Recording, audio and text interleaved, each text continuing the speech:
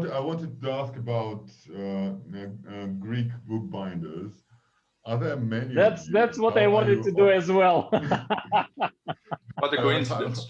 How are you organized? Is there a guild, a professional organization? Are there book fairs where you see each other? How does it work? Is it a And big is it crowd? more like a fellowship or it's, competitive arena? Well, I think we are many compared to the size, of the general population. I've talked with, for example, colleagues in Canada, and there are fewer binders there than they are in Greece. We're mostly in Athens. There are really few outside Athens, and there is indeed a guild. I'm actually a board member of the guild. And it used to be more competitive, much more, but through the years of the financial crisis, a lot of the shops of the binderies closed. And so the ones that have remained, for the most part, care and help each other. So it's a very welcoming community, really. We we try to do as many events as possible. Of course, the pandemic hasn't helped at all, and there used to be a lot of book fairs, which was a nice opportunity, to display our craft. But that more or less died out during the crisis, the financial crisis. Um, we're trying to be as active as possible, though, to introduce people to our craft. And one of the things we do is there's an event called Bindery Day or something like that in free translation, uh, where a certain number of binderies is open to the public and devotes that day in explaining what we do and showing certain techniques to visitors. And so it's it's a nice community. I think it's a nice community, and uh, one that tries to be as active as possible. Are there any large binders there, or most of them are one-person ventures? Well, there are quite a few trade binderies, big Mhm. binderies, but it depends on what someone considers big. I was recently talking with a fellow binder in Germany, and she mentioned that she's working in a bindery that has 50 people working in it. And I said, wow. I mean, the largest bindery I can think of had 10 people in it. And for the most part, though, I think uh, what you'll encounter more are, single binder shops. Um, and the work is kind of divided between those two types of binderies. Publishing houses most often go to trade binderies, Mhm. as is, as one would expect, and people or collectors or anyone having one to a small number of books that they want to bind visit, you know, um, the single artisan binderies. Is there some kind of uh, set career path for someone who wants to become a binder? Is there an apprenticeship system? How do you become a guild member? Do you just come and show your books, or do you have to go through some kind of certification? Well, the first of all, the guild is not open only to bookbinders. It's also open to anyone who is interested in bookbinding, whether they practice it or not. Um, so you just have to show up, say, I like what you do, and pay a very small fee. And you're a member. Congratulations. What was the first thing you asked? Do you have some kind of apprenticeship Oh, system? yes. Okay. Well, there used to be an apprenticeship during during the 90s, the 80s and the 90s, and most of the bookbinders that are currently active, or at least many, came from that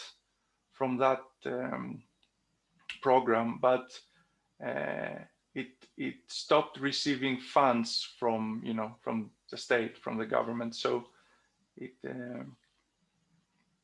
it couldn't go on. But nowadays there's not an apprenticeship of sorts. There's not.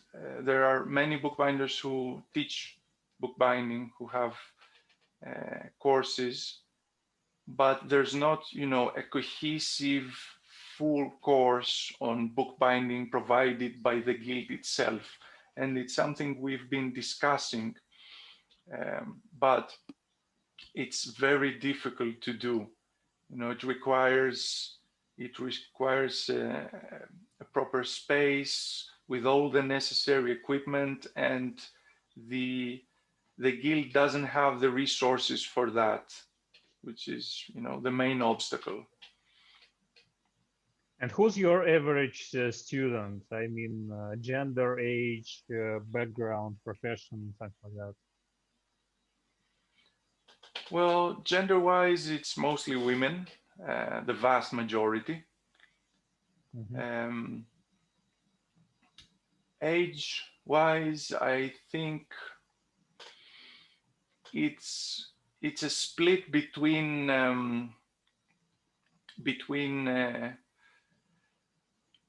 20 to 30 and 50 plus. It's the middle age, the kind of 40 to 50, 35 to 50. Maybe they're too busy. Yeah, I guess to attend. That's exactly what I saw as well when I was teaching bookbinding. And their background varies a lot. It can be anything really, because each one is drawn to bookbinding for different reasons. I've had a lot of people who do something that is totally relevant to handcrafting, and they're very into it, and they're really good. They're often really good. I wish more people during study years, during their university time, would come, though, because that's where you have enough time to invest into bookbinding, and to become good, to progress, and maybe pursue it as a career. Because by the time you are 27, 30, you have kind of settled into something, and it's not as easy, to change course. Yeah, I guess so. I was 25, 26 when I started making books. Yeah. It's not easy. It's not easy. I also wanted to return a bit to your comments about trade binderies and Germany and all that stuff, because during our discussions with our guests from United Kingdom and from United States and other countries, it really seems that these large binderies where 50 employees are working making books it seems that it's something that remains maybe only in Germany, because I don't think there are many large binderies left in France. It seems that there are no large binderies with I don't know, dozens of people working there remaining in the UK. There are still some trade binderies, but they are not as large as they were. there are definitely no large binderies in the United States. I don't know of any large binderies with more than, I don't know, 10 to 15 employees in Russia. In Eastern Europe, you told us about Greece, that largest binderies are something like 10 people or something. And yeah, it seems that well, there also is Asia, and that's a completely different topic to discuss. And unfortunately, I'm not an expert, and I cannot share any thoughts on that. But I hope we will have some guests who will help us to, to see what the picture is there. But it definitely seems that Germany is the last remaining power in large trade binders. Definitely, and it's it's interesting because in such a large bindery, things work very differently, and uh, and that's what I was discussing, that you get to learn things that you cannot otherwise in such a bindery, in such a large bindery, and but that also, I think, uh, that has pushed single binders to multitask more, to become to diversify their skill sets more, Yeah. compared to the past, where each binder had its post in the bindery and they were doing specific things, and probably that has contributed, I think, to the growth of the art of bookbinding, because you have a lot of binders trying things and being good in many different techniques, and this is something that wasn't required in the past. I also think that there might be another factor that people uh, no longer order many copies of the same design. They want to have a book that is unique to them, and so they'll sooner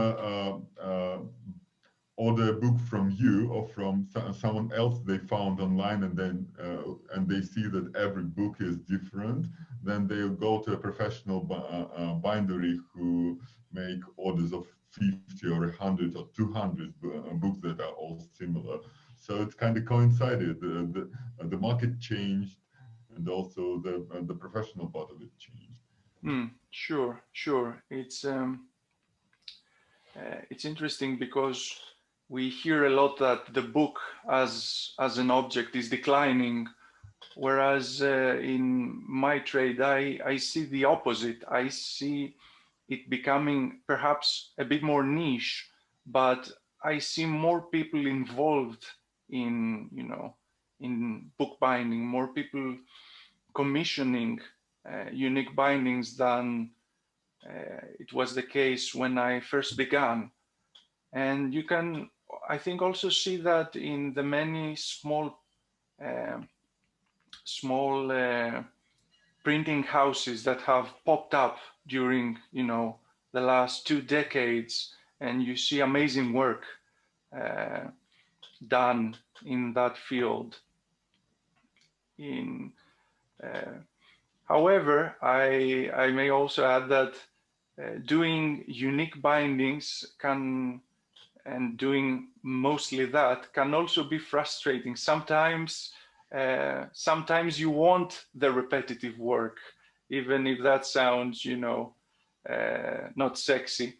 You want to be able to do that, to do something that has some repeatability to it for peace of mind. Yeah. And I guess global economy also helps artisans like us. I remember my first attempts to to gauge the audience when we were thinking about more than 5 years ago, when my wife and I we were thinking about buying iBookBinding, the website, and I went to Facebook, and when you started an advertisement campaign there, they offer you to gauge the audience based on interest of people. You can, for example, you can input bookbinding, and you can see how large is the audience of people who tagged bookbinding as their interest.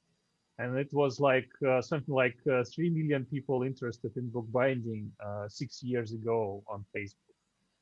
So, and I thought, okay, if I even get, tenths of a Fraction. percent of this audience, that would be enough for me to, to have a business in this global market of today's. And I guess this should help a bit design bookbinders as well.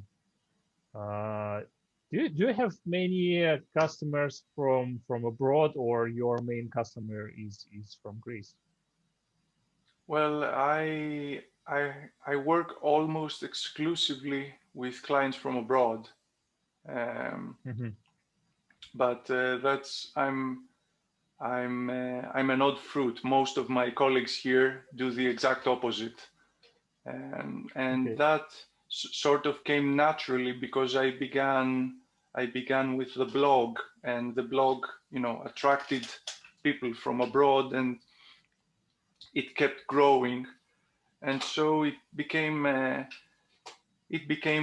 the main thing, which was really life-saving because it kept me kind of afloat during the crisis, and it's Mhm. also it has also helped a lot during the pandemic, during the last year, because people don't have as easy access to the bindery.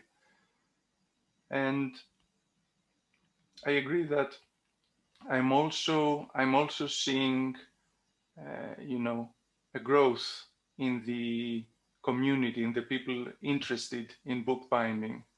And you've also done a great job with iBookBinding. You took it to very interesting places, and this podcast is a great example of that. Well, thank you.